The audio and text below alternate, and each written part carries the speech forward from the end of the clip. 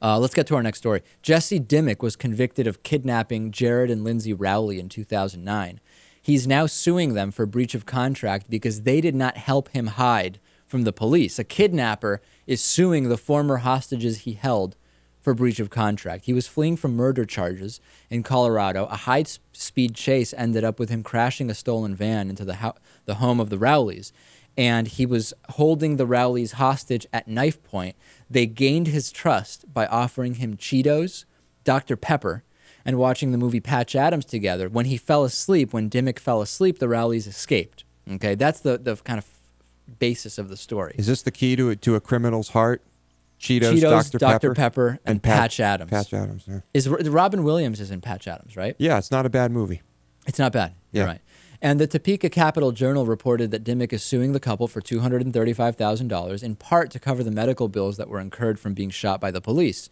I, the defendant, asked the Rowleys to hide me because I feared for my life.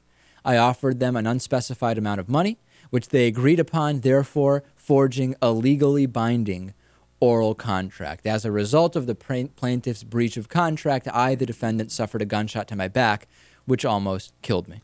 You know, oral contracts are only valid up to a certain amount of money. I wonder what that amount of money was. And I mean, in some states, I'm pretty sure it's as low as $500. So I think the amount he's suing for might not be covered. Not fit the bill. Yeah. I mean, the thing here is, Lewis, that we need to really look at the legal system. Now, the judge has not yet ruled on this, but that doesn't mean he is really considering it. So I want to be clear. We're not accusing the judge of any impropriety by even considering this. All we knew at the time that we taped this show is that he had not yet decided. But there is so much in the courts that we really need to figure out a better way to, I mean, the whole right to a speedy trial. Speedy has really taken on a very relaxed meaning, I think, in many cases because of the overcrowding of the court systems. Mm-hmm, definitely. What would you point to, Lewis, as the biggest time wasters in the court system? You know, I'm not really sure. Nonviolent, non-commercial drug offenses, personal use nonviolent drug offenses? I guess I'd have to go with that. Yeah. Right? I'm asking you. In some states, it seems to be clearly the biggest waste of time and resources. I don't know.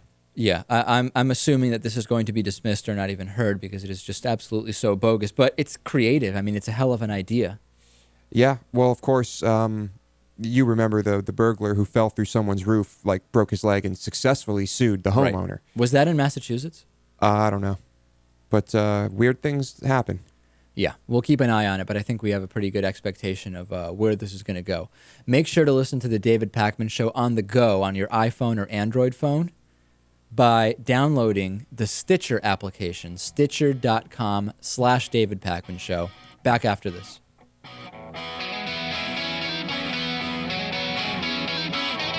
The David Pakman Show at davidpakman.com.